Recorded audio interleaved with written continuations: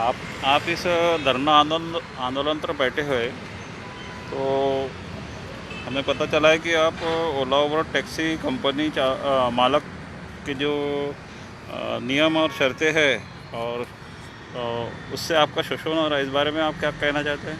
Sir, जब से हमने गाड़ी अटैच की में इनकी है, ओला उबर कंपनी हमसे ऑनलाइन एग्रीमेंट साइन करवाया है। हाँ। मगर ऑनलाइन एग्रीमेंट साइन तो किया है। हाँ। वो तो हमारी ज़रूरत थी, हमको रोज़गार मिल रहा था, इस हमने कोई ज़्यादा ध्यान नहीं दिया। हाँ। वो एग्रीमेंट बाद में हमको पता चला कि वो पूरा इंग्लिश में है। हाँ। हमारे 90% लोगों को इंग्लिश नहीं आती। हाँ। हमने कई बार उनके पार्टनर केयर बोल के है, कस्टमर केयर जैसी सर्विस है, हाँ। उनको हमने कई बार बोला कि हमको हमारा एग्रीमेंट हमको हिंदी में करके दो। हाँ। हमें समझा दो। हाँ। जो उन्होंने अब तक नहीं समझाया। हाँ। पार्टनर केयर में कई बार सैकड़ों बार बात करते हैं, मगर ओला उबर कंपनी इस पर हमको ख्याल नहीं, सुनती नहीं है हमारा। कई बार हमने बोला कि हमको रेट कम मिल रहा है, कि ये कर रहा है, कोई इतनी शिकायतें करने के बावजूद भी ओला उबर कंपनी नहीं मानती। हाँ। थक हार के हमने क्या किया कि हमने प्रशासन की मदद मांगनी चाहिए। हाँ। पिछले 1.5 साल से हम लोग प्रशासन पे कलेक्टर, जिलाधिकारी, विभागीय आयुक्त, पुलिस आयुक्त, ट्रैफिक पुलिस के कमिश्नर, पालक मंत्री नितिन गडकरी, इन सबको कई प्रकार निवेदन देकर भी हमसे इनसे मदद की गुहार मार लगाई। हाँ। मगर अभी तक कोई मदद नहीं हुई। हमारी कोई सुनवाई नहीं हो रही है। तो थक हार के हमने एक सोचा है कि प्रशासन का इस या धरना आंदोलन करके उनका ध्यान आकर्षण करेंगे। इसलिए हम लोगों ने एक संविधान चौक पर आज 8 मार्च 2021 को हमने धरना आंदोलन का निश्चय किया है।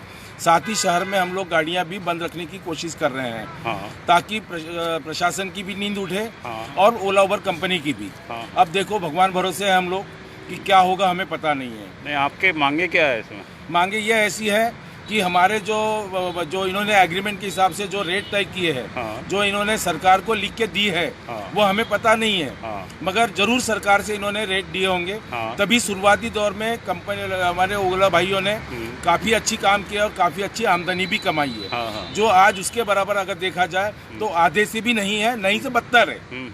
उसके बावजूद हमारे जो आरटीओ के नियम हैं वो सिर्फ हमारे लिए लागू होते हैं। हाँ। हमारी जैसे कि स्पीड लिमिट अगर देखा जाए। हाँ। स्पीड लिमिट हमारी 80 करके रखी है। हाँ। जिससे हमको पसंद नहीं करता है। हाँ। किसी भी ग्राहक को अगर आउट स्टेशन जाना है तो वो हमारी गाड़ी प्रेफर नहीं करता है। हाँ। प्राइवेट गाड़ियाँ वाले जो होते हैं, धंधा करते हैं, उनकी गाड़ियों को धंधा ज़्यादा मिलता है। प्रशासन का इस पर से नज़रअंदाज करके उन पर दुर्लक्ष्य किया जा रहा है। हाँ। इससे हमारे पेट पे लात पड़ रही है। सेकेंड, बैंक अभी धंधा कम होने से, एक तो ओला उबर में हम लोग 14-15 घंटे काम कर रहे हैं। हाँ। और उसके बावजूद हमको 1000-1200 रुपये मुश्किल से मिलते हैं। 2-2 घंटे 3-3 घंटे खड़े रहना पड़ता है। उस 1000-1200 रुपये में हम लोगों का 800 रुपये का डीजल लगता है। और 200 रुपये में फिर बचेगा तो करेंगे क्या? घर में खाने का क्या है? EMI भरेंगे कैसे?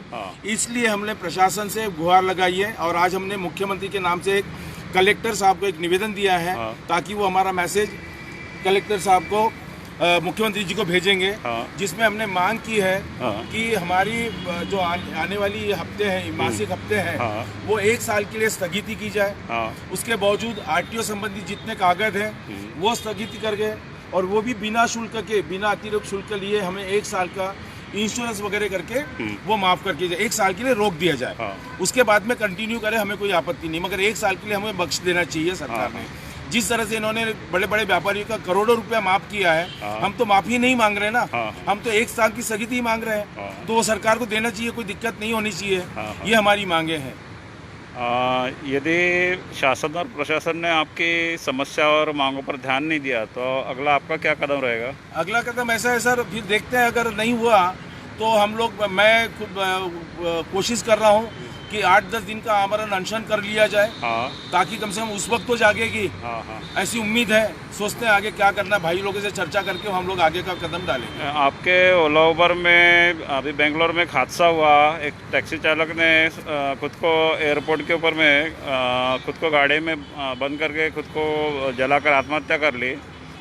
इस बारे में आप क्या कहना चाहते हैं? यही, अब देखो, ऐसी ही हालत हमारे नागपुर शहर में भी हो रही है। कई अभी परसों 2-3 भाई लोग मिले थे, बोले मैं थक गया, ऊब गया हूँ, मैं तंग आ गया हूँ, मैं नहीं कर पा रहा हूँ। 2 लोगों की गाड़ियाँ जब्त हो गई। वो देखकर वो एकदम सहमा गया है, डर गया है। वो इतना टेंशन में आ गया, उसको संभल के 2-4 भाइयों ने बोला मत कर, समझा रहे हैं, मगर वो मान नहीं आ रहा। चक्कर वाले घर में अभी बिल्कुल शांत होकर रोते हुए बैठा हुआ है। वो बीच में 2 बार कोशिश किया उसमें आत्महत्या करने की। मगर यही हालत अगर ऐसी रही तो हो सकता है कि आने वाले दिनों में हम लोगों को भी आत्महत्या करने की बारी आएगी। तो इसी तरह से शासन और प्रशासन से हमको एक गुहार लगाई है कि ओला उबर कंपनी को बुलाकर मध्यस्थी करके हमारे को इस समस्याओं से निजात दिला दे। आपका परिचय क्या है इसमें?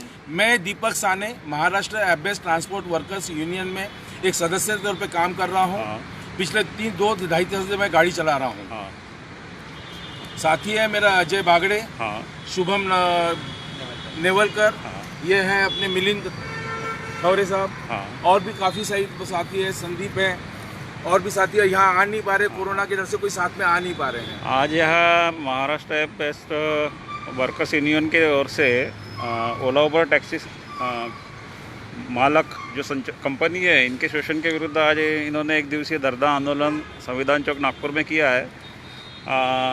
कोविड के वजह से पुलिस प्रशासन ने इनको 4 से ज़्यादा लोगों की अनुमति नहीं दी है, लेकिन यहाँ पर सभी टैक्सी चालक अपनी टैक्सी खड़ी करके बाहर से ही इस आंदोलन में समर्थन दे रहे हैं। शासन प्रशासन से निवेदन है कि जल्द से जल्द इन शोषित पीड़ित टैक्सी चालकों का निराकरण करके इन्हें अवश्य जल्द से जल्द न्याय दिलाए।